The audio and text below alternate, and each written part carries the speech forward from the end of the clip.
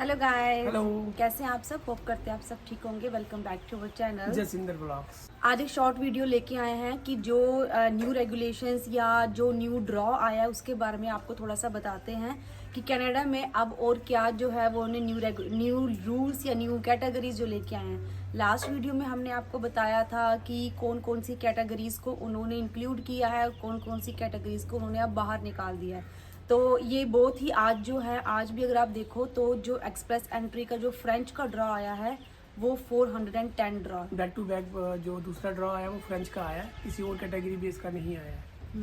तो मतलब कि पहले ही मैंने अपनी वीडियो में यही चीज़ बोली थी कि अगर आपको कनाडा में अगर आपको अपना एक्सप्रेस एंट्री में लगाना है, अगर आपके पॉइंट्स नहीं बन रहे हैं तो आप जो है फ्रेंच सीखो। आप खुद देखो 410 ड्रॉ में आप खुद सोच लो इजीली अगर आपके पॉइंट्स बन रहे हैं, अगर इजीली अगर आपके 420 भी बन रहे तो आपको जो है इनविटेशन आ जाएगा। तो अगर मैं फिर से वही बोल रही हूँ, अगर किसी को नहीं है तो वो जो है फ्रेंच सीखे और जल्द से जल्द अपनी फाइल जो है फ्रेंच वाले में कैटेगरी में लगा सकते हैं। अपनी प्लानिंग आप तैयार करके रखें। फ्रेंच एक ऐसा रास्ता है जिसमें आपका वर्क परमिट भी एक्सटेंड हो जाता है और आपको इजीली इनविटेशन भी आ जाएगा, क्योंकि प्रायोरिटी भी इन्होंने फ्रेंच, अगर आप गवर्नमेंट की लिस्ट देखेंगे तो जो टॉप प्रायोरिटी इन्होंने सेक्टर रखे, ऑक्यूपेशंस रखे हैं, उसमें जो इन्होंने कैटेगरी रखी है तो फर्स्ट नंबर पे फ्रेंच ही आता है और सेकंड पे हेल्थ केयर। अब हम एक्सपेक्ट कर सकते हैं नेक्स्ट जो ड्रॉ हेल्थ केयर के आएंगे।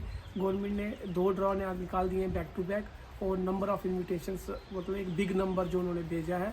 इसका मतलब यही है कि फ्रेंच को वो प्रायोरिटी दे रहे हैं।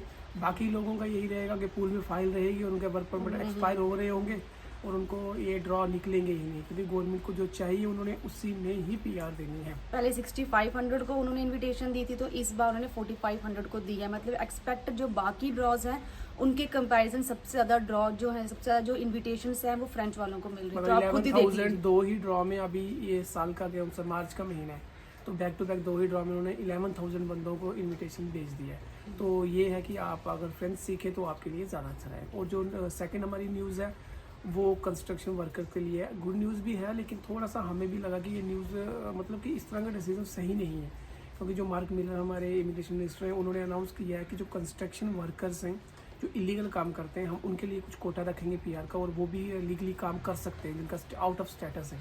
तो ये कहीं ना कहीं थोड़ा सा हमें भी अच्छा नहीं लगा, थोड़ा सा एक मतलब कि इस चीज़ की तुक नहीं बनती है। जो लोग ऑलरेडी कंस्ट्रक्शन में काम कर रहे हैं, स्टूडेंट या वर्क परमिट होल्डर जिनकी पीआर नहीं हुई है, आप उनको चांस दो पीआर होने का। या तो ड्रॉ कम निकालो, अगर आपको लगता है कि इस सेक्टर में शॉर्टेज है तो आप क्या करो कि जो भी ऑलरेडी काम कर रहे हैं उनके वर्क परमिट एक्सटेंड करो, या उनको पीआर का मौका दो।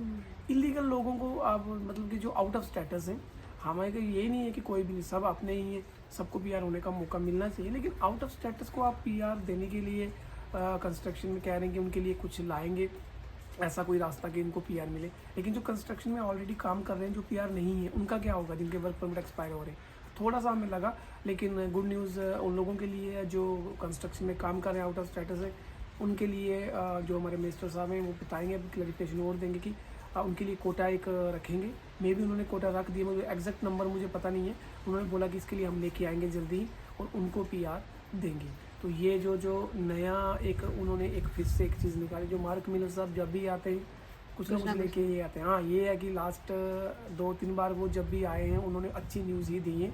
उससे पहले तो उन्होंने बहुत ही ज़्यादा क्लोज कर दिया, हर एक चीज़ को इतना टाइट कर दिया कि हर बार कुछ ना कुछ लेके आ रहे हैं। तो देखते हैं अब और आगे वाले टाइम पे उन्होंने और क्या क्या न्यू रूल्स लेके आते हैं। हम तो वेट करें, जो एलएमआई के पॉइंट्स का बोल रहे थे कि उसको कब रिमूव करते हैं, होप से वो ना ही रिमूव करें, देखते हैं। बट फिर भी क्योंकि क्या क्या न्यू रूल्स वो लेके आते हैं। और अमेरिका का भी आपको बता दूं कि टैरिफ जो ट्रम्प प्रेसिडेंट बने हैं उनका कुछ ऐसा ही खेल चल रहा है बच्चों जैसा, कि वो पहले बोलते फेब में जो टैरिफ लगाएंगे, जो टैक्स लगाएंगे कनाडा पे, तो उससे काफ़ी चीज़ें कनाडा में इन्फ्लेशन हो सकती थी, मतलब कि रिसेशन का माहौल बन सकता था। फिर उन्होंने बोला मार्च में लगाना, अब उन्होंने फिर एक दिन पहले बोला कि नहीं जी लगने ही लगने, और जिस दिन लगने थे उस दिन उन्होंने डिसाइड किया नहीं जी अब अप्रैल में लगने। तो चाइना ने कनाडा पे कुछ टैरिफ ऑलरेडी कह रही थी, उन्होंने इम्पोज कर दी। तो ये अब ट्रेड वॉर चल रही है यहाँ पे।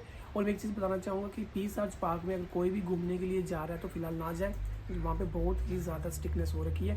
अपने ट्रैवल डॉक्यूमेंट साथ लेके जाएं। अब पहले जैसा नहीं है कि कोई भी पार्क में घूम सकता है, आ सकता है, जा सकता है, क्योंकि मेरे को कहीं से अपडेट मिला कि वहाँ हम प्लान कर रहे थे कि वहाँ जाएं, तो थोड़ा मौसम अच्छा नहीं था कि हमारे फ्रेंड आए थे, हम सोच रहे थे कि वहाँ जाएं घूमने के लिए, लेकिन अब वहाँ वैसा नहीं है, पूरा ही एरिया बिल्कुल खाली पड़ा हुआ है। क्योंकि वहाँ स्टिकनेस बहुत ज़्यादा हो गई है।